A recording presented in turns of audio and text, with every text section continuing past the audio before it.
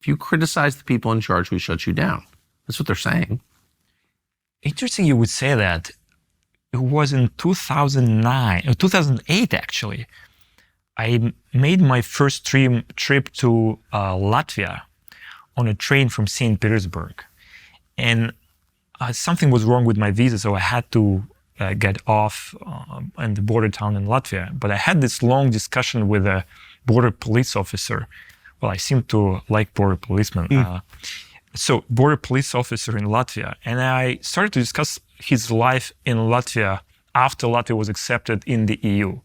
And he told me this interesting thing. He said, you know, we hated being in the Soviet Union, but now that we are in the EU, we realize we are in a very similar organization. Of course. We're in the Soviet Union again. Unelected foreigners are still making the key decisions, and you don't get to talk.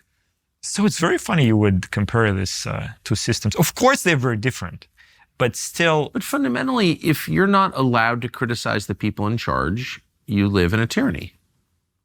I mean, what's the other definition of it? I have to be able to say to the person making the decisions, I don't like that decision, and here's why. And I have to be able to say it in public. And I've always felt that the problem that you have as the person who owns and runs Telegram is that you make it easy for people to come together online.